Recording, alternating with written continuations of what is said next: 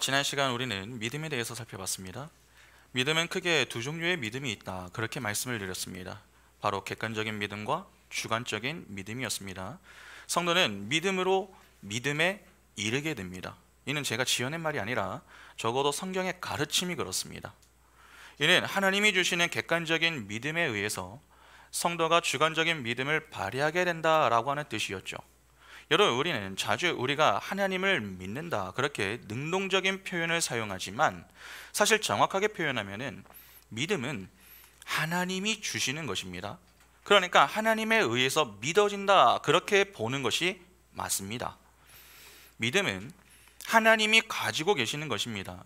때문에 그분이 가지고 계신 그 믿음이 우리에게 주어지지 않으면은 우리는 하나님을 믿고 싶어도 믿을 수가 없는 것입니다. 이를 조금 다르게 표현하면은 하나님의 은혜가 꼭 필요하다 하는 것입니다. 물론 하나님의 은혜 없이도 하나님을 믿으려고 하면은 믿을 수는 있습니다. 그러나 그 믿음은 엉뚱한 믿음입니다. 다시 말해서 하나님이 기뻐하지 않는 믿음이다 라고 하는 것이죠. 주로 그러한 믿음은 하나님을 믿는 믿음도 아니고, 믿으면 보인다의 믿음보다는 보면 믿는다의 믿음에 가깝습니다. 주로 이러한 믿음을 갖고 있는 이들이 누구였습니까? 하나님의 자녀가 아닌 다른 자녀들, 즉 세상 사람들 아닙니까? 그러나 하나님의 자녀는 다릅니다.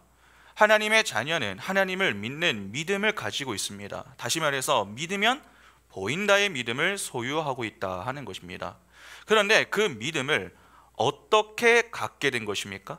때가 되어서 갖게 된 것입니까? 아니면 어떤 경험과 지식으로 얻어낸 것입니까? 그렇지 않습니다. 하나님의 일방적인 은혜로 우리에게 주어진 결과로 갖게 된 것입니다. 그래서 에베소서에서 바울이 뭐라고 합니까? 선물이다, 그렇게 이야기하죠. 하나님이 먼저 우리에게 객관적인 믿음을 주시면은 우리가 그 믿음에 대한 반응으로 발휘하게 되는 것이 주관적인 믿음입니다.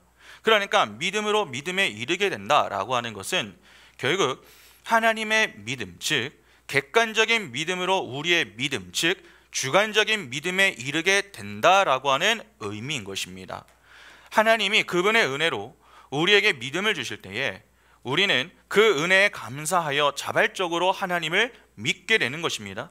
모든 것을 하나님이 홀로 이루셨습니다. 그러나 그렇게 하나님을 믿는 그 믿음을 보시고 하나님은 뭐라고 하십니까? 네가 믿었다, 그렇게 칭찬하시며 그렇게 믿는 자를 의롭게 여겨주십니다. 그것이 바로 6절의 이야기인 것이죠. 그러니까 성도인 우리는 하나님의 열심과 은혜 외에 자랑할 것이 하나도 없습니다. 우리가 갖고 있는 이 믿음조차 하나님의 은혜의 선물입니다.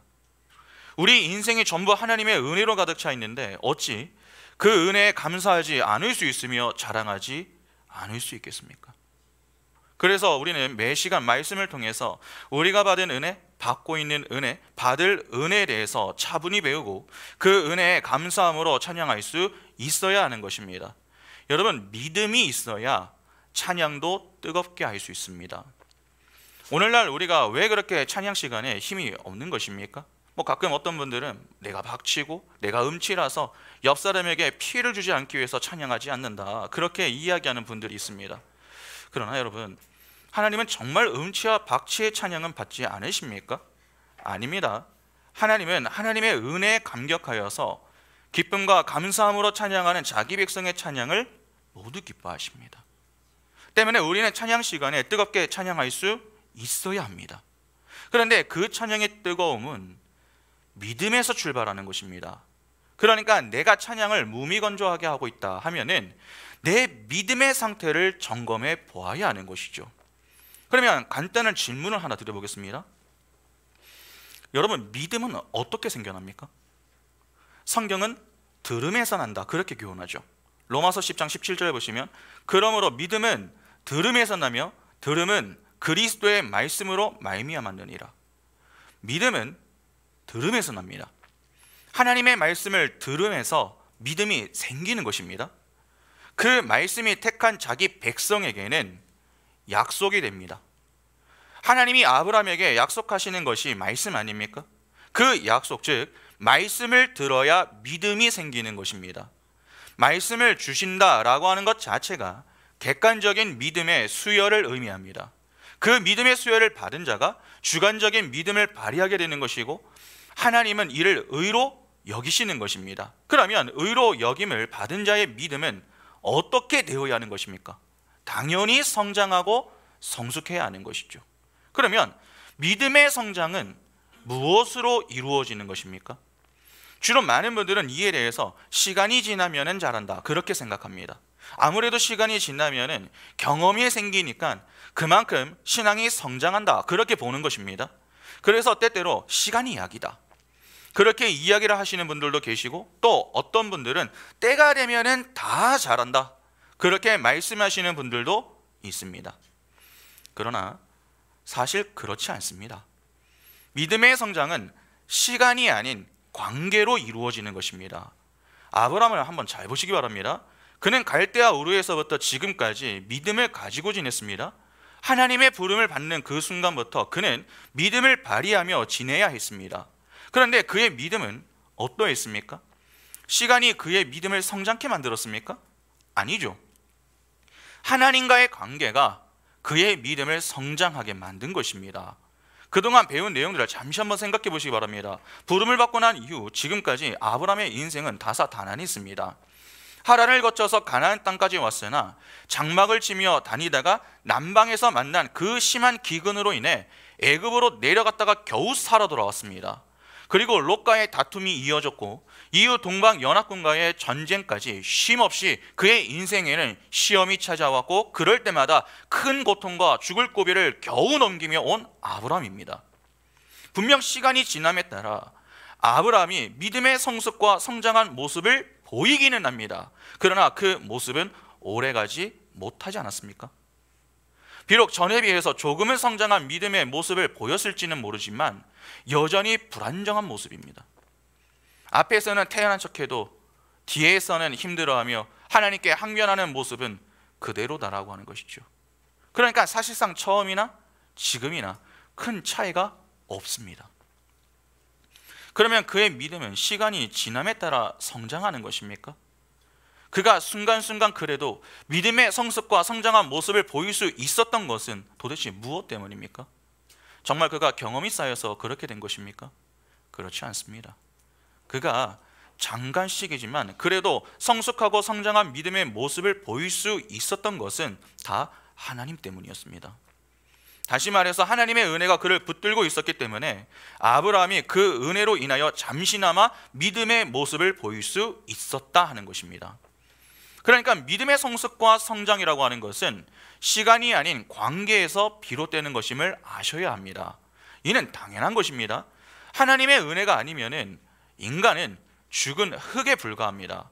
아무리 대단한 믿음을 소유했고 많은 이적을 경험한 사람이라도 하나님의 은혜가 떠나면은 금방 두려움의 늪에 빠져서 안절부절하지 못하는 존재가 되는 것입니다. 가끔 우리 영화 마블이나 슈퍼맨과 같은 그러한 영화를 보다 보면은 초능력자들이 자신의 능력을 상실하는 그러한 경우가 좀 있죠. 이전까지는 그렇게 악당들도 손쉽게 제압을 하고 영웅으로 지냈던 자가 한순간 평범한 사람이 되는 것입니다. 그러니까 위기의 순간에 늘 대범한 모습을 보이던 그들이 어떤 모습을 보이나 이게 무서워하는 모습을 보이는 것 아닙니까? 어떤 상황이 되면은 초능력이 내게 있다라고 하는 사실이 확실할 때에 그때는 내가 위기의 순간에도 문제를 해결할 수 있다 그렇게 여겨서 움직이게 되는 것인데, 그 초능력이 상실이 되는 순간 그냥 평범한 똑같은 사람이 되는 것입니다. 여러분, 하나님의 은혜가 바로 그러한 것입니다. 하나님의 은혜라고 하는 것은 하나님과의 관계 속에서 주어지는 것입니다. 하나님의 품에서 하나님이 주시는 은혜 아래에 있을 때 그 백성은 하나님이 은혜로 수여하시는 객관적인 믿음을 통해서 주관적인 믿음을 발휘할 수 있게 되는 것입니다. 시작 자체가 은혜입니다. 그러면 시작만 은혜일 수 있겠습니까? 처음만 은혜일 수 있느냐 하는 것입니다. 처음부터 끝까지 전부 은혜여야 합니다. 이를 조금 다르게 표현하면 한순간도 하나님의 은혜가 아니면 안 된다는 것입니다. 그러니까 모든 순간이 하나님의 은혜여야 하는 것입니다. 그러면 결국 믿음의 성장을 위해서는 시간이 필요한 것이 아니라 하나님과의 관계가 중요하다라고 하는 결론에 도달하게 되는 것 아닙니까? 여러분, 하나님이 아브라함에게 약속을 주셨습니다. 그 약속의 성취를 경험하기 위해서는 반드시 무엇이 필요합니까? 믿음이 필요하죠. 흥미로운 것은 하나님이 주신다고만 말씀하셨지 언제 주신다고 말씀하지는 않으셨습니다. 12장부터 15장까지의 내용을 보면은 하나님은 한 번도 언제 줄 거니까 조금만 기다려라, 그렇게 말씀하신 적이 없습니다. 항상 내가 너에게 땅과 자녀를 줄 것이다, 그렇게만 말씀하셨습니다. 그러니까 기간을 정해두신 것은 아니다라고 하는 것이죠. 왜 기간을 정해두지 않으십니까? 끝이 분명하면 사람은 어떻게 하죠? 이를 악물고 버팁니다. 군대를 가도 왜 사람들이 참을 수 있습니까? 국방부 시계는 거꾸로 놔도 시간이 흐르기 때문에 그렇습니다. 결국 내가 전역하는 날이 정해져 있다라고 하는 사실을 알기 때문에 아무리 힘이 들어도 버티는 것입니다. 수험생들도 똑같지 않습니까? 수능만 쳐봐라, 대학만 붙어봐라, 내가 그동안 못 나눴던 거 다 놓을 거다, 그렇게 그때를 위하여 어떻게든 참고 버티는 것입니다. 그러니까 아무리 길어도 여러분, 기한이 정해지면은 사람은 그 기한까지 자신의 모든 것을 다 동원하여 버텨냅니다. 그러면 그렇게 되면 무슨 문제가 발생하겠습니까? 하나님이 그때 약속하신 것을 주셔도 감사하겠습니까? 감사는 합니다. 그러나 온전히 감사하지는 못합니다. 왜냐하면 약속이 성취될 때까지 누가 참았기 때문입니까? 내가 내 힘으로 참았다, 그렇게 여기기 때문입니다. 그러니까 하나님이 하신 약속에 인간의 공로가 개입되게 되는 것입니다. 그러면 인간은 어떻게 생각하는 줄 아십니까? 하나님이 홀로 이루신 그 일에 대해서 전적으로 감사하는 것이 아니라 내가 노력한 결과물이다, 그렇게 여기며 그것을 당연하게 여기려고 합니다. 다시 말해서 선물이 아니라 보상으로 여기려고 하는 것이죠. 그래서 하나님이 아브라함에게 약속만 주시고 약속의 성취가 언제 일어나는지 그 기한에 대해서는 말씀하지 않으셨던 것입니다. 그러면 아브라함 편에서는 하나님의 약속만 받은 상태입니다. 기한을 모릅니다. 언제까지 기다려야 하는지 알 수가 없습니다. 그러면 하나님의 약속이 성취되는 그때까지 아브라함에게 필요한 것은 무엇입니까? 그때까지 기다릴 수 있는 믿음이 필요한 것입니다. 하나님이 하신 약속을 반드시 지키시는 신실하신 분이시다라고 하는 사실을 믿는 믿음이 필요한 것입니다. 믿음은 인간 내부에서 만들어낼 수 있는 것이 아니다, 그렇게 말씀드렸죠. 외부에서 주어지는 것입니다. 그러면 하나님의 백성이 하나님의 때까지 믿음을 잃지 않고 믿음을 가지고 살기 위해서는 어떻게 해야 합니까? 하나님과의 관계를 신경 써야 하는 것입니다. 다시 말해서 하나님을 의지해야 한다 하는 것입니다. 히브리서 12장 2절에 믿음의 주여 또 온전하게 하시는 이인 예수를 바라보자. 그는 그 앞에 있는 기쁨을 위하여 십자가를 참으사 부끄러움을 개의치 아니하시더니 하나님 보좌 우편에 앉으셨느니라. 여기 보면은 믿음의 주여 또 온전케 하시는 이인 예수를 바라보자 라고 이야기합니다. 믿음을 주시며 믿음을 발휘하여 믿음을 성장케 하시는 하나님이 아니면은 우리는 그 하나님의 약속을 믿을 수 없습니다. 그러면 약속의 성취를 경험할 수 없는 것이죠. 때문에 하나님의 백성은 반드시 약속을 받고 난 이후에 하나님과의 관계를 신경 써야 합니다. 그 관계를 가장 잘 보여주는 것이 성경에 나오는 언약입니다. 그래서 오늘 본문에도 하나님이 아브라함에게 약속을 주시고 난 그 이후에 아브라함이 보증을 요구하자 언약을 맺는 장면으로 이어지는 것입니다. 오늘 본문 한번 보겠습니다. 창세기 15장 9절부터 보시면 여호와께서 그에게 이르시되 나를 위하여 3년 된 암소와 3년 된 암염소와 3년 된 순양과 산비둘기와 쥐비둘기 새끼를 가져올지니라. 아브라함이 그 모든 것을 가져다가 그 중간을 쪼개고 그 쪼갠 것을 마주대하여 놓고 그 새는 쪼개지 아니하였으며 솔개가 그 사체 위에 내릴 때에는 아브라함이 쫓았더라.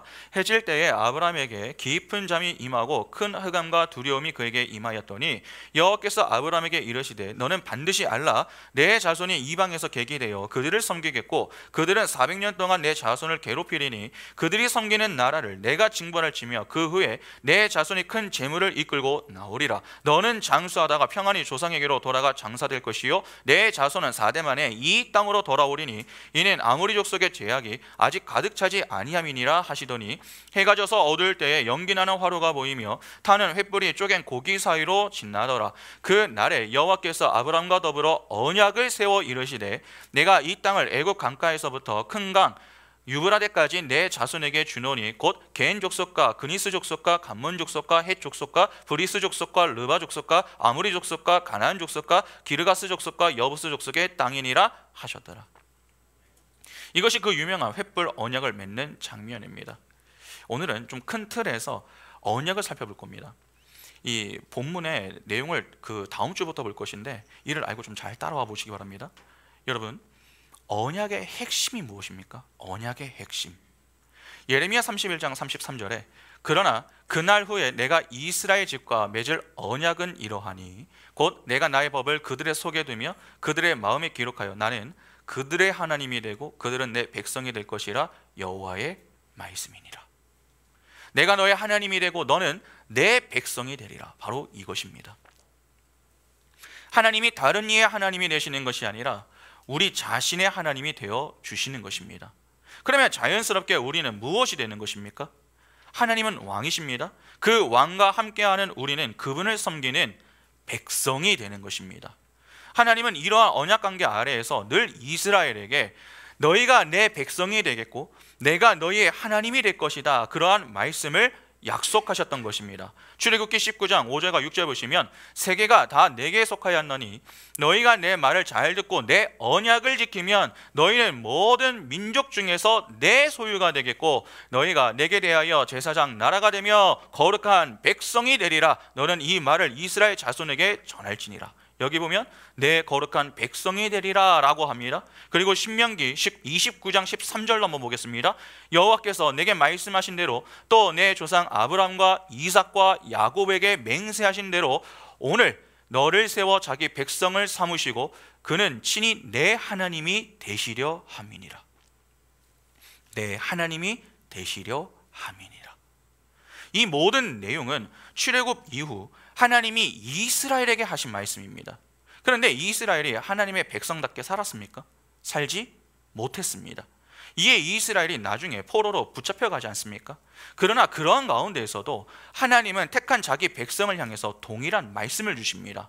에스겔 36장 22절부터 보시면은 그러므로 너는 이스라엘 족속에게 이르기를 주 여호와께서 이같이 말씀하시기를 이스라엘 족속아 내가 이렇게 행함은 너희를 위함이 아니요 너희가 들어간 그 여러 나라에서 더럽힌 나의 거룩한 이름을 위함이라. 여러 나라 가운데에서 더럽혀진 이름 곧 너희가 그들 가운데에서 더럽힌 나의 큰 이름을 내가 거룩하게 할지라. 내가 그들의 눈앞에서 너희로 말미암아 나의 거룩함을 나타내리니 내가 여호와인 줄을 여러 나라 사람이 알리라. 주 여호와의 말씀이니라. 내가 너희를 여러 나라 가운데에서 인도하여 내고 여러 민족 가운데에서 모아 데리고 고국 땅에 들어가서 맑은 물을 너희에게 뿌려서 너희로 정결하게 하되 곧 너희 모든 더러운 것에서와 모든 우상 숭배에서 너희를 정결하게 할 것이며 또 새 영을 너희 속에 두고 새 마음을 너희에게 주되 너희 육신에서 굳은 마음을 제거하고 부드러운 마음을 줄 것이며 또 내 영을 너희 속에 두어 너희로 내 율례를 행하게 하리니 너희가 내 규례를 지켜 행할지라. 내가 너희 조상들에게 준 땅에서 너희가 거주하면서 내 백성이 되고 나는 너희 하나님이 되리라. 하나님의 말씀에 불순종한 이스라엘이지만 그 이스라엘을 향해서 하나님이 뭐라고 하십니까? 내가 그들의 구원을 이루어서 그들이 내 백성이 되고 내가 그들의 하나님이 될 것이다, 그렇게 말씀해 주십니다. 왜 이렇게 말씀하시는 것입니까? 그들이 예뻐서가 아닙니다. 언약에 근거하여 그렇게 말씀하신 것입니다. 이 내용은 성경의 마지막 책인 요한계시록에도 똑같이 나옵니다. 요한계시록 21장 1절부터 보시면 또 내가 새 하늘과 새 땅을 보니 처음 하늘과 처음 땅이 없어졌고 바다도 다시 있지 않더라. 또 내가 봄에 거룩한 성 새 예루살렘이 하나님께로부터 하늘에서 내려오니 그 준비한 것이 신부가 남편을 위하여 단장한 것 같더라. 내가 들으니 보좌에서 큰 음성이 나서 이르되 보라, 하나님의 장막이 사람들과 함께 있음에 하나님이 그들과 함께 계시리니 그들은 하나님의 백성이 되고 하나님은 친히 그들과 함께 계셔서 모든 눈물을 그 눈에서 닦아주시니 다시는 사망이 없고 애통하는 것이나 곡하는 것이나 아픈 것이 다시 있지 아니하리니 처음 것들이 다 지나갔음이로라. 보좌에 앉으신 이가 이르시되 보라, 내가 만물을 새롭게 하노라 하시고 또 이르시되 이 말은 신실하고 참되니 기록하라 하시고 또 내게 말씀하시되 이루었도다. 나는 알파와 오메가요 처음과 마지막이라. 내가 생명수 샘물을 목마른 자에게 값없이 주리니 이기는 자는 이것을 상속으로 받으리라. 나는 그의 하나님이 되고 그는 내 아들이 되리라. 여러분, 여기도 똑같지 않습니까? 나는 그의 하나님이 되고 그는 내 아들이 되리라. 전에는 백성이라고 하셨는데 이제는 아들이라고 합니다. 그러면 하나님은 언약 백성을 무엇으로 여기신다 하는 말입니까? 아들로 여기신다는 말이죠. 그리고 방금 읽은 구절을 잘 보면은 이기는 자는 상속을 받는다고 합니다. 이는 언약 백성은 하나님에 의해서 이기는 자가 되고 그들은 하나님의 상속을 받는다라고 하는 말이 되는 것입니다. 그러니까 하나님의 언약은 반드시 성취되며 그 성취는 하나님의 아들인 하나님의 백성만이 경험할 수 있는 것입니다. 이렇게 창세기부터 요한계시록까지, 다시 말해서 처음부터 끝까지 다 똑같습니다. 하나님은 택한 백성의 하나님이 되어주시고 그들을 주님의 백성이요 자녀로 삼아주십니다. 이것이 언약의 핵심입니다. 그런데 성경에 등장하는 이 언약에서 놓치지 말아야 할 것이 있습니다. 하나님이 언약을 누구와 맺습니까? 하나님과 택한 백성이 맺습니다. 하나님은 아무하고나 언약을 맺는 그러한 분이 아닙니다. 오직 하나님이 구원하기로 작정한 자기 백성과만 언약을 맺습니다. 언약 백성이 하나님의 자녀 아닙니까? 그러니까 하나님으로부터 난 하나님의 자녀만이 하나님과 언약을 맺고 하나님이 하신 약속의 성취를 경험할 수 있는 것입니다. 하나님의 관심은 오직 하나님의 자녀에게만 있습니다. 그래서 그 자녀에게 복을 주기 위하여서 약속하시고 언약을 맺는 것이죠. 그런데 약속과 달리 언약은 쌍방이기 때문에 언약 백성이 해야 할 일이 있습니다. 바로 하나님을 믿는 것입니다. 그러면 하나님을 믿기 위해서는 어떻게 해야 합니까? 하나님이 어떤 분이신가 하는 것을 알아야 하겠죠. 하나님은 자기 자녀에게 복을 주십니다. 그런데 그 복으로 주시는 것이 무엇입니까? 하나님 자신입니다. 1절에서 내가 너의 큰 상급이다 그렇게 말씀하지 않았습니까? 그리고 이후 아브라함이 내가 하나님의 약속을 무엇으로 알 수 있습니까? 라고 하는 그 질문에 대한 대답으로 언약을 맺는데 그 언약의 주도권을 하나님이 쥐고 계십니다. 이는 하나님이 어떤 분이신가 하는 것을 보여주시는 것입니다. 다시 말하면 보증으로 하나님은 하나님 자신을 보이셨다라고 하는 것이죠. 그러니까 항상 하나님은 자기 백성에게 하나님 자신을 제시하시며 약속하시고 언약하시는 것입니다. 그러면 우리가 할 일은 무엇입니까? 하나님이 어떤 분이신가 하는 것만 알면 됩니다. 그 하나님이 어떤 분이십니까? 창세기 15장 7절 보시면 또 그에게 이르시되 나는 이 땅을 내게 주어 소유를 삼게 하려고 너를 갈대아인의 우르에서 이끌어낸 여호와니라. 나는 이 땅을 내게 주어 소유를 삼게 하려고 너를 갈대아인의 우르에서 이끌어낸 여호와라. 갈대아 우르에서 이끌어내신 그분이 여호와 하나님이십니다. 그분이 왜 아브라함을 불러내셨습니까? 땅을 주어 소유로 삼게 하려고 부르신 것입니다. 그 모든 것을 은혜로 이루십니다. 그런데 이 모든 것이 죄와 관련이 있죠. 죄로부터 자신을 구원하셔서 하늘의 상급을 받게 하시는 분이심을 알아야 한다라고 하는 것은 이는 내가 어떤 구원을 받았는가 하는 것을 알아야 한다 하는 말과 같습니다. 여러분, 구원이라고 하는 것은 죄로부터의 건짐을 의미합니다. 그러니까 과거 내가 어디에서부터 건짐을 받았는가 하는 것을 아는 것은 참 중요한 것이죠. 왜 그렇습니까? 처음 자리를 알면은 옮겨진 자리가 얼마나 감사한 자리인지를 알기 때문에 그렇습니다. 기본적으로 철학이라고 하는 것은 인간을 학문의 중심에 둡니다. 인간이 무엇인가? 인간은 왜 사는가? 인간은 어떻게 살아야 하는가? 인간은 어떻게, 언제 행복하며 어떻게 해야 행복할 수 있는가? 그렇게 인간을 알면 세상이 보인다, 그렇게 보는 것입니다. 그러나 정말 인간을 이해하면 세상을 잘 살 수 있습니까?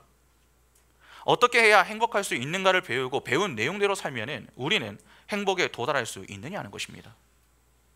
어떠십니까? 이 자리에 있는 우리도 이 땅에서 그렇게 배워서 살아보았던 것 아닙니까? 어떻게 하면 행복할 수 있다, 그렇게 배웠고 그렇게 알았고 그런 줄 알고 열심히 살았습니다. 그런데 그렇게 살아보니까 뭔가 행복한 것 같기는 한데 여전히 행복이 고프다라고 하는 생각이 들지 않으십니까? 그래서 사람들은 또 다른 방법을 찾으며 내가 조금만 더 열심히 살면, 내가 조금만 더 노력하면 행복할 수 있을 거야, 그렇게 여기며 모든 이들이 살고 있습니다. 행복을 추구하지만 인간의 공허함은 쉽게 메워지지 않습니다. 그래서 허탈하기도 하고 우울한 마음, 그리고 두려운 마음이 쉽게 사라지지 않는 것입니다. 그러니까 인간은 인간을 이해하고자 노력하지만 이해할 수 없음을 보여주는 것이죠. 인간은 피조물입니다. 피조물이 피조물을 어떻게 이해합니까? 그러면 피조물인 인간이 인간 자신을 이해하기 위해서는 어떻게 해야 합니까? 자신을 창조한 창조주를 알면 됩니다. 다시 말해서 하나님을 아는 지식이 필요하다는 것이죠. 하나님은 창조주이십니다. 그 첫 시작인 창조주를 알아야 창조주에 의해서 창조된 피조물도 알 수 있는 것입니다. 그러니까 하나님을 모르면 인간도 알 수 없는 것입니다. 그래서 칼빈이 그가 쓴 기독교 강요에서 처음으로 다루는 것이 무엇인 줄 아십니까? 하나님을 아는 지식입니다.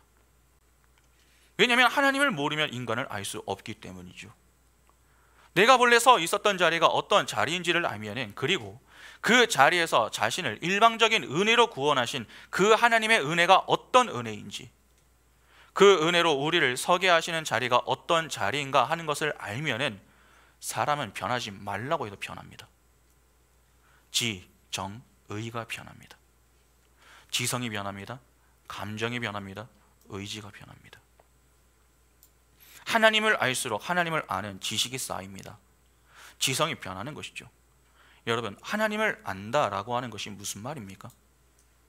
하나님 안에서 하나님과 연합된 상태를 의미합니다. 하나님은 사랑이신 분 아닙니까? 그래서 감정이 변합니다.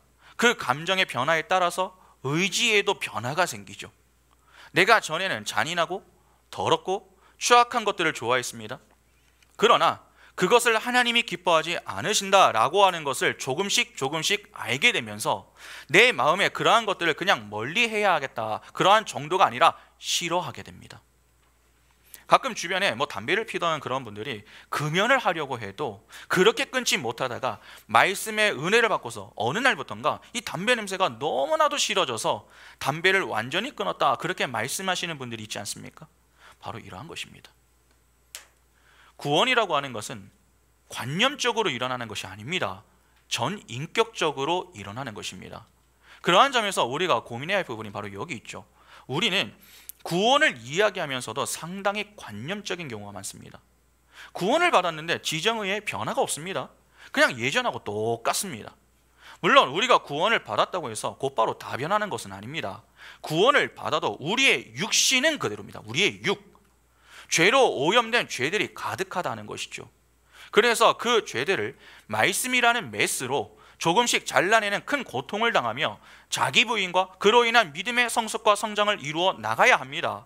그 속에서 우리는 옛사람과 새사람 사이에서의 충돌이 일어나는 치열한 영적 씨름을 하게 되는 것이고 수많은 시행착오를 겪게 됩니다. 그때마다 우리는 신앙에 회의감이 오기도 하고 그만 포기하고 싶다 하는 그러한 마음이 들기도 합니다. 야, 내가 진짜 예수 믿는 자가 맞는가? 내가 정말 구원받은 자가 맞을까? 나는 정말 안 되는 걸까? 그러한 마음을 갖고 힘들어하는 것입니다. 그러나 하나님의 은혜로 실수와 넘어짐의 자리에서 일어나 또 순종하고 걸어가기를 반복하고 있는 것 아닙니까? 아브라함과 같이 말입니다. 우리가 믿음을 갖고 걸어가면서 겪는 시행착오는 당연한 것입니다. 그러나 그러한 것 자체가 없는 이들이 있습니다. 소위 몸만 예배당에 나오는 것이죠. 친구들 때문에 또는 관계 때문에 어쩔 수 없이 나와 있다가 그냥 가는 자들이 있습니다. 그래서 말씀은 듣습니다. 그렇게 1년, 5년, 10년의 세월이 지나면 그 사람도 지식이 생기기 때문에 나름 설교 시간에 목사가 물어보면 답을 척척 맞추기도 합니다. 그러나 문제는 무엇입니까? 하나님에 대해 아는 지식은 있는데 하나님을 아는 지식은 없습니다. 그래서 하나님을 안다고 말하지만 하나님이 누구인지는 모릅니다. 그래서 말을 못합니다. 오늘날 거의 대부분의 경우가 이 문제를 갖고 있음을 간과하시면 안 됩니다. 듣기는 많이 하는데 말을 못합니다. 모르기 때문입니다. 그런데 더 심각한 문제는 모르는데 알려고도 하지 않습니다. 그러니까 지성의 변화가 생기지 않는 것입니다. 여러분, 무언가를 좋아하게 되면 어떻게 됩니까? 관심을 갖게 되고 그 관심을 두는 것에 마음을 쏟습니다. 잘하고 못하고는 그 다음 문제입니다. 일단 그 일에 대해 내가 시간을 투자하고 알려고 합니다. 그렇게 조금씩 더 알고 싶어 하는 것이죠. 알면 그에 맞는 감정이 나오고 그에 따라 의지가 발동되는 것 아닙니까? 누군가가 게임을 좋아합니다. 그러면 내가 그 게임을 하고 싶다라고 하는 생각을 가지고 그 게임에 대해서 알고 싶다라고 하는 욕구를 갖게 됩니다. 지성이 변하는 것입니다. 그 게임에 대해서 점점 아는 지식이 늘어납니다. 그러면 감정이 변합니다. 게임을 할 때 너무나도 행복한 것이죠. 게임만 할 수 있다면 다른 것은 문제가 되지 않습니다. 아무리 많은 것이라도 게임을 위해서라면 기꺼이 희생합니다. 공부도 하고 숙제도 하고 시키는 것은 다 합니다.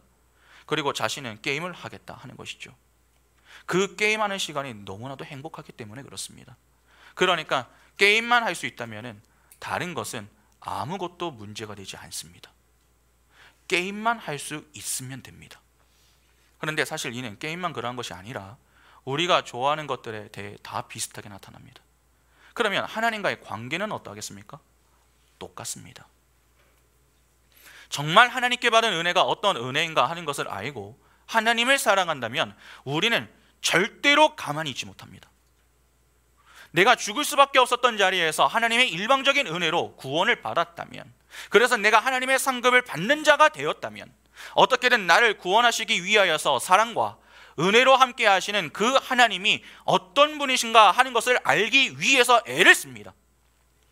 하나님을 알 수 있는 시간이 언제입니까? 말씀을 읽는 시간이 될 수도 있지만 주로 지금과 같이 설교 시간이 되는 것 아닙니까?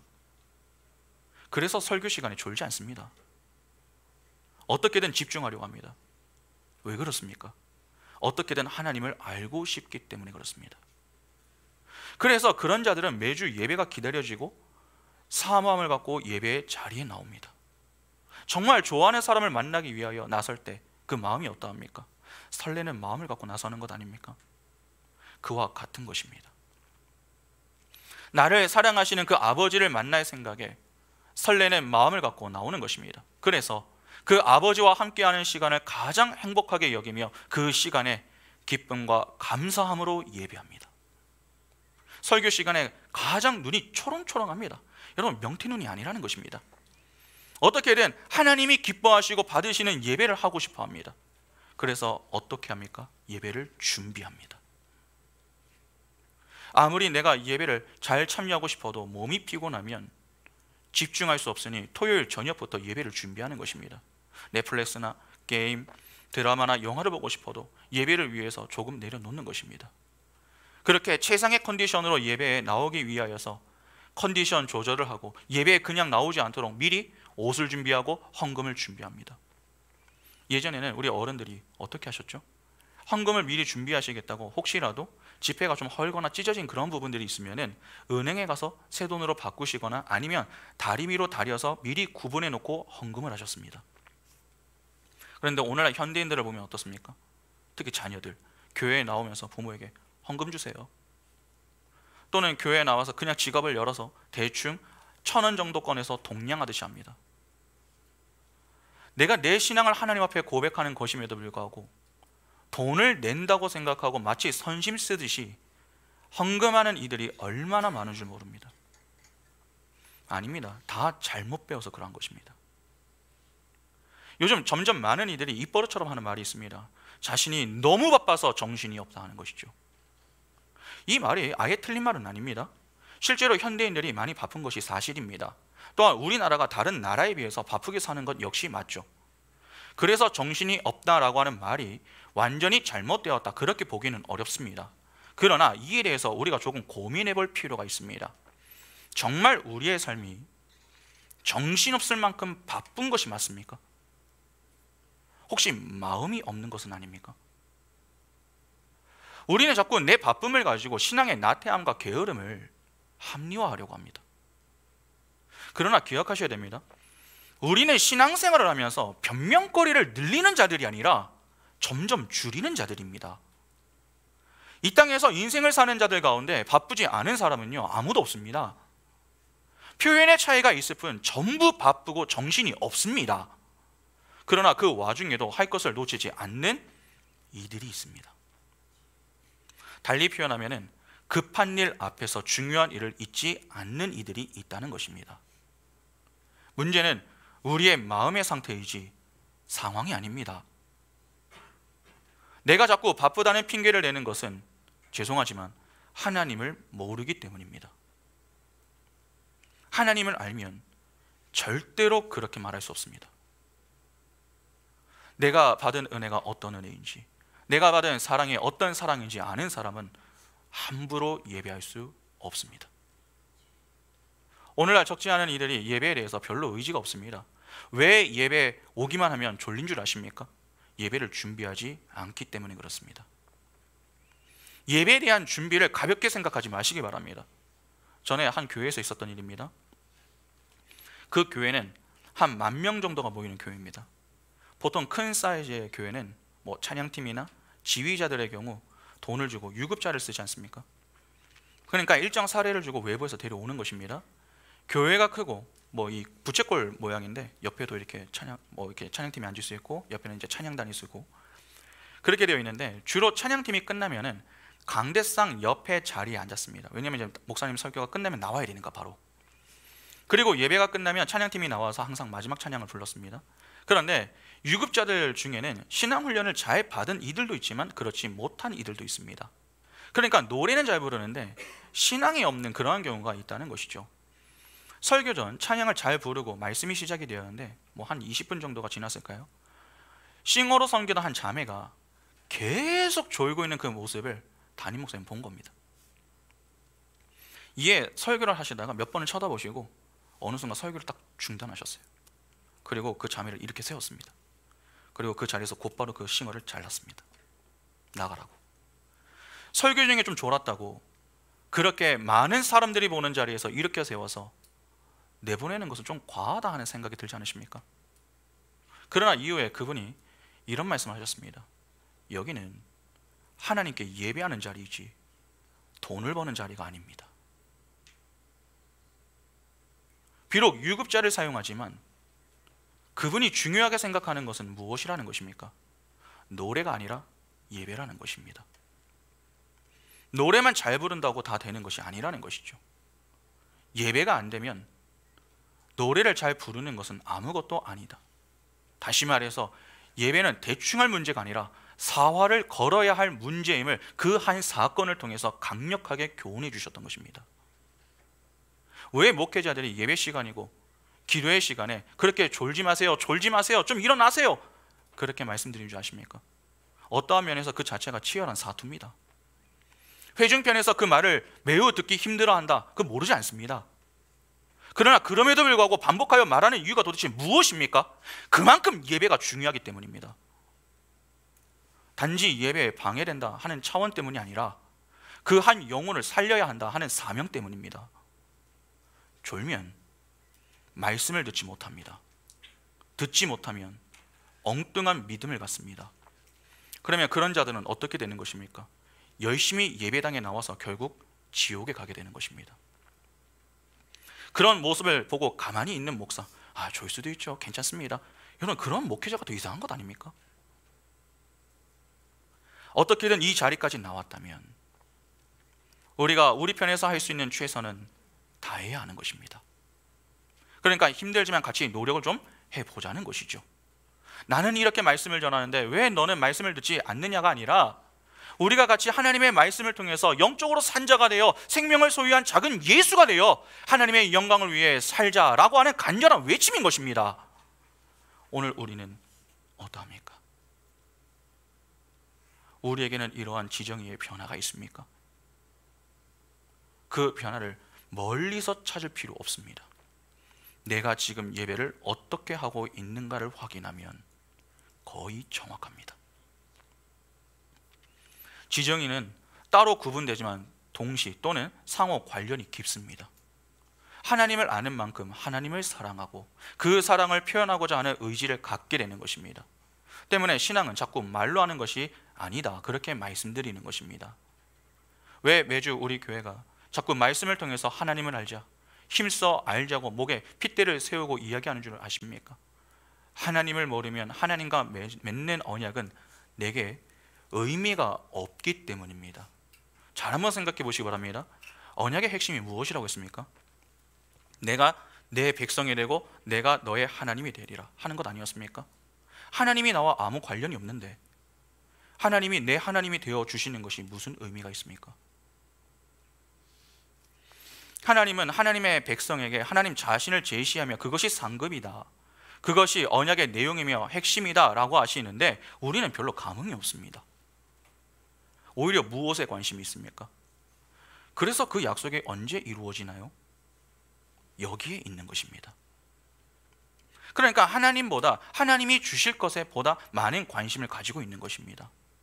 쉽게 말해서 하나님이 주시는 복, 그것도 내가 생각하는 복을 얻기 위해서 하나님을 포기하지 않는 것입니다. 그래서 구색은 다 갖춰 놓습니다. 하나님을 알고 싶은 마음은 없습니다. 그러나 하나님께 혼나고 싶지는 않습니다. 지옥에 가고 싶지 않은 것입니다. 이에 마음은 없지만 믿어드리겠다, 그러한 잘못된 믿음을 가지고 하나님 앞에 나오는 것입니다. 아닙니다. 여러분, 우리는 종교 생활을 하는 자들이 아닙니다. 신앙 생활을 하는 자들입니다. 자꾸 예배당에 나오는 것으로 하나님을 믿는다고 착각하지 마시기 바랍니다. 주일 예배 한 번 했다고 내가 구원받은 자라고 여기시면 안 됩니다. 구원받지 않은 자도 조금만 마음을 먹으면 얼마든지 그렇게 할 수 있습니다. 내가 구원을 받았다면 지정의의 변화가 일어나야 합니다. 신앙생활을 자꾸 쉽게 하고 싶으십니까? 그러면 그냥 절에 가는 것이 더 나을지도 모르겠습니다. 그냥 공기 좋고 경치 좋은 곳에 가서 좋은 말, 덕담을 듣고 부처에게 내 소원을 아뢰고 내려오면 됩니다. 얼마나 좋습니까? 신앙생활은 쉽게 할 수 없습니다. 왜 신앙생활이 어려운 줄 아십니까? 죄의 세력, 즉 사단의 세력이 하나님의 자녀를 가만히 내버려 두지 않기 때문에 그렇습니다. 구원을 받는다라고 하는 것은 자리가 옮겨진다라고 하는 것을 의미합니다. 이는 하나님의 품 안에 거하게 된다 하는 말 아닙니까? 그 전까지 우리는 본질상 진노의 자녀였습니다. 사단의 품에 있던 자들이었습니다. 그런데 그런 우리를 하나님께서 당신의 품으로 옮겨오신 것입니다. 그러면 당연히 누가 싫어하겠습니까? 사단이 싫어하죠. 하나님은 그 품에 더욱 깊이 거하도록 우리를 인도하시지만 사단은 그것을 필사적으로 막으려고 합니다. 그래서 하나님이 주시는 시험조차 유혹으로 바꾸어 하나님을 오해하게 만듭니다. 그렇게 해서 다시 돌아오게 만들려고 하는 것이죠. 그러면 믿음의 성장이 시간 때문이 아니라 관계 때문에 성장하는 것이다 라고 하면은 그 성장 속에서 겪게 되는 고통은 날로 어떻게 된다라고 하는 말이 되겠습니까? 더해진다라고 하는 말이 되는 것입니다. 성도의 신앙생활은 절대로 가볍지 않습니다. 하나님을 아는 만큼 하나님으로 인한 감격과 감사가 가득 고백되지만 이면에 우리의 삶에서는 수많은 고난과 고통을 겪어야 합니다. 어떻게든 우리의 눈을 가려서 진짜 상급이신 하나님이 아니라 이 땅의 상급을 보게 만들기 위해서 필사적으로 우리를 괴롭힙니다. 사단이 필사적으로 우리를 공격하는데 어떻게 우리가 즐겁고 행복하게 신앙생활을 할 수 있겠습니까? 어떻게 여유를 부리면서 편안하게 신앙생활을 합니까? 말이 되지 않습니다. 자꾸 사단이 우리에게 하나님을 믿지 못하고 완전히 떠나게 한다. 우리는 그렇게 생각을 하지만 여러분, 그렇게 생각하시면 안 됩니다. 하나님을 믿으라고 합니다, 사단도. 그런데 어떻게 이야기하는 줄 아십니까? 대충 믿어, 그렇게 이야기합니다. 왜 굳이 너의 귀한 시간을 빼서 신앙을 지키려고 해? 왜 네가 힘들게 번 돈을 헌금해? 적당히 해도 돼, 대충 해도 돼. 온라인 예배 있잖아. 그렇게 우리의 신앙생활을 종교생활로 바꾸어 어떻게든 손해보지 않고 편하게 만들어 엉뚱하게 하나님을 믿게 만드는 것이 사단의 전략인 것입니다. 오늘 이 시대를 사는 우리가 바로 경계해야 할 것이 이 문제입니다. 영적 싸움이 치열하기 때문에 교회인 우리는 힘이 듭니다. 그래서 하나님의 은혜를 구하기 위해서 우리가 매주 이렇게 모이는 것이죠. 그래서 말씀을 통해서 그렇습니다. 저는 하나님의 은혜가 아니면 안 됩니다. 저도 별 수 없습니다. 하나님의 은혜가 제게는 꼭 필요합니다. 그렇게 자신의 불가능함을 인정하고 겸손히 하나님의 은혜를 구하며 하나님만으로 만족하는 것을 배우는 것이 신앙생활입니다. 그리고 이를 돕기 위해서 주어진 것이 기도이기 때문에 기도 생활을 해야 하는 것입니다. 그런데 우리가 하나님을 모른다면 이것이 가능하겠습니까? 불가능한 것이죠. 요즘 교회들마다 사람들이 부족하니까 교회를 다니면 일부터 시작시킵니다. 조금만 내 마음이 뜨거워지면 일부터 하려고 하는 것이죠. 내가 해야 할 때가 없나? 뭘 도와드려야 되지 않나? 그러나 우리는 다른 것에 앞서서 하나님을 아는 그 일부터 해야 합니다. 교회는 일하기 위해서 오는 것이 아니라 예배를 하기 위하여서, 다시 말해서 하나님을 알기 위하여서 오는 것입니다. 때문에 하나님을 아는 그 일부터 해야 합니다. 그러한 점에서 오늘날 현대인들은 조금 차분해질 필요가 있습니다.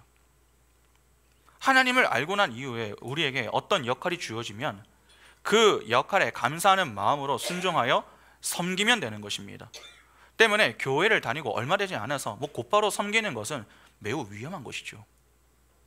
그러면 우리가 믿음을 잃지 않기 위해서는 어떻게 해야 하는 것입니까? 과거 하나님이 나를 어디에서 구원하셨는가 하는 것을 늘 확인해야 합니다. 그리고 그 하나님이 지금도 우리의 방패가 되시고 나의 하나님이 되어주심으로 나와 함께 하시고 선하게 약속이 성취되는 자리로 인도해 가고 계심을 알아야 합니다. 그러니까 과거부터 현재, 미래까지 하나님이 자기 백성을 지키시고 보호하시며 선하게 인도하신다고 하는 사실을 놓치지 말아야 한다는 것입니다. 합력하여 선을 이루시는 분이 하나님이시라는 사실을 꼭 확인해야 합니다. 창세기 15장 7절을 잘 보시면은 과거, 현재, 미래가 다 있는 것 아닙니까? 너를 갈대아인의 우르에서 이끌어냈다라고 하는 것은 과거입니다. 그리고 지금 그렇게 인도하여 내시고 아브라함과 대화를 하시는 것이 현재입니다. 그 부르심의 목적이 땅을 내게 주어 소유를 삼게 하겠다라고 하는 것입니다. 이것이 미래입니다.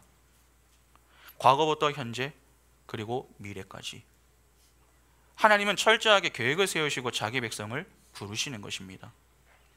하나님은 하신 약속을 반드시 지키시는 분이십니다. 그러면 지금 아브라함에게 주어진 약속은 반드시 성취된다라고 하는 말이 되는 것이죠. 그 일에 아브라함이 보탤 것이 없습니다.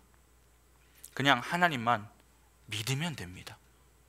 그런데 그 믿음조차 아브라함이 가질 수 없는 것을 잘 아시기 때문에 하나님이 아브라함에게 하나님을 제시하시는 것입니다. 상급으로 약속하시고 언약으로 아브라함에게 믿음을 갖게 하시고 유지하게 하시며 성장하게 하시는 것입니다. 그러면 이 모습이 오늘날 어떻게 나타나겠습니까? 오늘날 우리는 어디에서 하나님을 확인하고 하나님과 우리의 관계를 확인할 수 있습니까? 바로 지금 이 시간입니다. 우리는 하나님의 말씀을 배웁니다. 여러분, 성경은 옛 언약과 새 언약이 기록된 책입니다. 그래서 구약, 신약이라고 부르지 않습니까? 언약의 책이 바로 성경입니다. 우리는 바로 이 언약의 책인 성경을 통해서 하나님이 어떤 분이신가 하는 것을 깨달을 수 있는 것이고 하나님과 나의 관계, 자신과의 그 관계가 어떤 관계인가 하는 것을 확인하여서 내가 하나님 앞에서 어떻게 반응을 해야 하는가 하는 것을 배울 수 있는 것입니다. 그래서 자꾸 다른 시간보다 예배에 대한 우리의 자세와 태도를 고민하고 돌아보아야 한다, 그렇게 이야기하는 것입니다. 우리는 자꾸 말씀을 한 번 듣는 것으로 만족하려고 하지만 아닙니다. 여러분, 말씀은요 끊임없이 들어야 합니다. 주변에 주일 한 번만으로 설교를 들어도 충분하다 그렇게 이야기하는 분들이 있습니까? 죄송하지만 그런 분들은 거의 100% 가짜라고 보시면 됩니다. 그 말은 나는 신앙이 없어요, 나는 잘못 배웠어요, 그렇게 자신의 무지를 자랑하는 것임을 아셔야 합니다. 하나님의 말씀을 통해서만 하나님과 하나님이 보내신 자 예수 그리스도를 알 수 있습니다. 예수가 가지고 계신 것이 무엇입니까? 생명입니다. 생명이 하루만 필요합니까? 우리가 사는 날 동안 계속 필요한 것입니다. 그런데 어떻게 주일만 설교를 들으면 충분하다 그렇게 말할 수 있습니까? 마치 신앙이 좋은 말처럼 들리지만 그렇지 않습니다. 궤변입니다. 우리는 항상 말씀을 가까이 해야 합니다. 더욱이 말씀을 배울 수 있는 시간은 특별하고 소중한 시간입니다. 이렇게 모여 하나님의 말씀을 배울 수 있는 것 자체가 매우 귀한 것입니다. 전에도 한번 말씀을 드렸지만 여러분, 예배에 실패한 사람은 다른 것도 실패합니다. 우리가 진정 회복해야 하는 것이 무엇인 줄 아십니까? 내 인생에 무너진 것 다른 것들이 아닙니다. 예배입니다. 예배가 회복이 되면은 다른 것들도 회복이 됩니다. 내 인생이 너무 망가졌습니까? 진로도 막막하고 공부도 잘 안 되며 관계도 엉망입니까? 하나님과의 관계에 혹 문제가 있는 것은 아닌지 점검하셔야 됩니다. 일상의 예배에 앞서서 주일 예배부터 점검하시기 바랍니다. 내가 주일에 하나님 앞에 나와 어떻게 예배하고 있는가? 정말 마음과 정성을 다해서 예배하고 있는가? 아니면 형식적인 모습으로 또는 습관에 따라 예배하고 있는가? 그것부터 확인하셔야 합니다. 그래서 혹시라도 무너진 내 모습을 발견했다면 겸손히 하나님 앞에 기도하며 예배의 회복을 위한 기도를 간절하게 해야 합니다. 여러분, 하나님과의 관계가 무너지면은 우리는 은혜를 상실하게 됩니다. 은혜를 상실하면 반드시 행위에 집중하게 됩니다. 행위에 집중하면 내 행위에 가치를 부여하고 그 행위를 하는 자기 자신의 의를 챙기려고 합니다. 그러면 하나님 앞에서 겁을 내지 않습니다. 하나님을 두려워하지 않기 때문에 그러면 다른 존재를 두려워하겠죠. 누구겠습니까? 인간입니다. 물론 사람들을 신경 쓰지 않을 수는 없습니다. 그러나 믿음의 사람은 사람들의 평가보다 하나님을 더 신경 씁니다. 아마 누군가는 좀 서운하다 하는 그런 마음이 좀 드실지 모르겠습니다.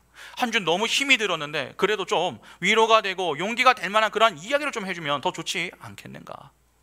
알지만 잘 안 되는데 말씀으로 인한 책망을 듣는 이 시간이 너무나도 괴롭고 힘들 수 있습니다. 맞습니다. 이 시간은 우리 모두에게 괴로울 수 있습니다. 그러나 기억하셔야 됩니다. 말씀을 통해 우리는 아파야 합니다. 내가 말씀을 들으며 반응을 보이고 있다고 하는 것은 건강한 것입니다.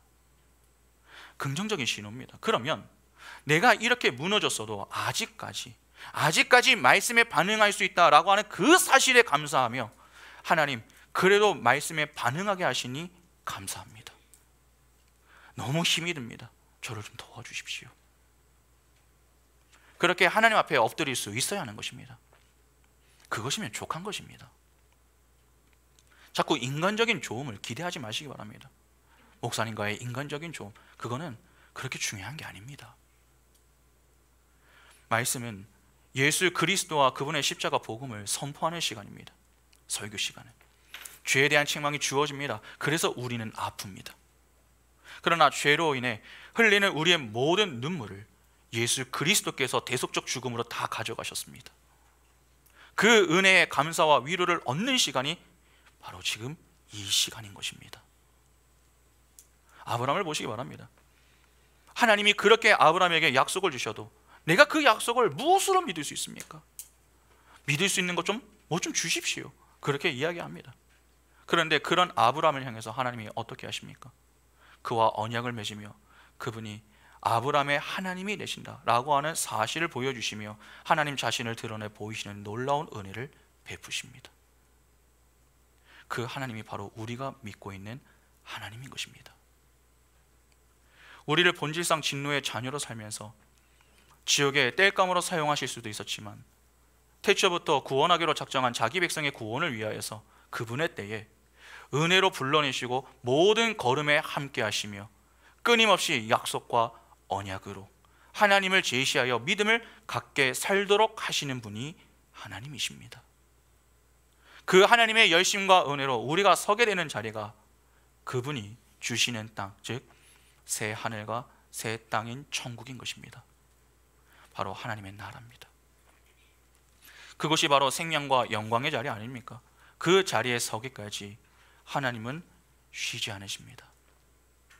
그렇게 쉬지 않으시고 우리의 하나님이 되어 우리와 동행하시고 선하게 인도하고 계시는데 진정 우리는 그 하나님의 열심과 사랑에 바르게 반응하고 있습니까? 주로 많은 분들이 과거를 추억하면서 이런 말을 참 많이 합니다. 내가 전에는 참으로 뜨겁게 교회를 다녔지. 그런 말을 많이 합니다.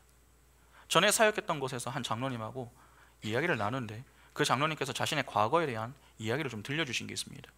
그분은 전에 청소년부 교사를 한 적이 있었는데 그분의 생각이 자신은 말주변이 없어서 복음을 잘 전하지는 못하지만 그래도 먹을 것은 잘 사줄 자신이 있다. 그러니까 교회만 데려다 놓자. 그렇게 생각을 해서 애들이 학교 마치고 이제 학원을 가니까 그 학원가에서 기다리셨다가 시간이 돼서 이제 학원에서 애들이 나오면은 늘 간식을 사주셨던 겁니다. 그런데 그냥 교회에 나오는 그 친구들만 사주는 게 아니라 너 가서 친구를 다 데리고 와. 내가 다 사줄게. 그래서 거기 식당에 애들로 그냥 꽉꽉 채우신 거죠. 그래서 그렇게 해서 다 같이 간식을 사주셨습니다. 그건 이제 애들 입장에서는 우리가 왜 가야 돼? 이렇게 하다가 계속 오니까 이상한 사람은 아닌가 보다 해서 이제 같이 가서 먹었는데 이분이 이제 하루 이틀 온 게 아니라 반년 이상을 계속 그렇게 하니까 이제 먹으면 애들이 그래도 이제 착하기 때문에 우리도 양심이 있는데 교회를 가야지 그렇게 생각을 해서 교회에 애들이 계속 꾸준히 나오는데 그 부서가 가득 차더라 하는 그러한 말씀을 하시면서 그때가 참으로 좋았다고. 그런데 과거와 달리 요즘은 그러한 열정이 사라진 것 같다고 그렇게 아쉬워하는 그러한 이야기를 들은 적이 있습니다. 여러분 어떠십니까? 여기에 앉아있는 우리도 이렇게 이야기할 수 있는 그런 내용들이 하나씩은 있지 않습니까? 야, 왕년에 내가 주를 위해서 이렇게 살았다, 저렇게 살았다. 그렇게 과거에 비해서 지금은 잘하지 못하는 자신의 모습에 한탄하는 그러한 분들이 제법 많습니다. 충분히 그럴 수 있습니다. 세월을 이기는 사람은요 없습니다. 때문에 젊었을 때와 같이 혈기왕성하게 신앙생활을 열정적으로 할 수 있는 사람은 없습니다. 그러니까 자연스럽게 마음이 없어서다라기보다는 체력적인 한계로 인해서 못하는 부분들이 있다는 것이죠. 그러나 그것이 우리의 신앙의 게으름의 합리화로 사용되어서는 안 됩니다. 주님이 부르시는 날 또는 주님께서 재림하시는 그 날까지 우리가 언약 백성으로 하나님을 경외하며 살아야 한다라고 하는 것은 변하지 않습니다. 그러니까 다른 것은 변해도 우리의 중심만큼은 변해서는 안 되는 것이죠. 전에는 내가 뛰어다니며 무언가를 열심히 했다면 세월이 지난 지금은 그 정도까지는 하지 못하지만 뛰어다니는 이들에게 위로와 힘을 주며 열정을 잃지 않을 수 있도록 중보하는 일은 함께 할 수 있는 것 아니겠습니까? 또 어른들의 사랑과 지지를 받는 젊은 사람들은 힘을 잃지 않고 세상 속 그리스도인으로 주어진 그 모든 자리에서 최선을 다해 주어진 역할에 충실히 살아내야 하는 것입니다. 그렇게 서로가 서로의 힘이 되어주고 함께 가는 모습이 있어야 한다는 것입니다. 그 모든 모습이 어디에서 시작되는 것입니까? 바로 이 말씀의 자리에서 출발하는 것입니다. 그래서 언약의 책인 하나님의 말씀을 배우는 지금 이 시간이 우리에게 그렇게 소중한 것입니다. 이 시간을 헛되게 보내면 안 되는 것입니다. 여러분 꼭 기억하시기 바랍니다.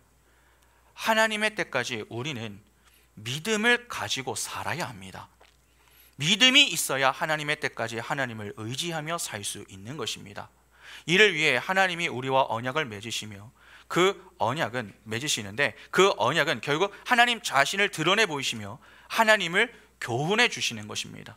그 시간이 바로 오늘 우리에게는 말씀 시간이다 라고 하는 그 사실을 꼭 기억하며 더욱 말씀의 자리를 사모하고 보다 진지한 자세로 늘 함께 말씀을 통해 하나님을 바르게 아는 그 일에 힘을 낼 수 있기를 바랍니다.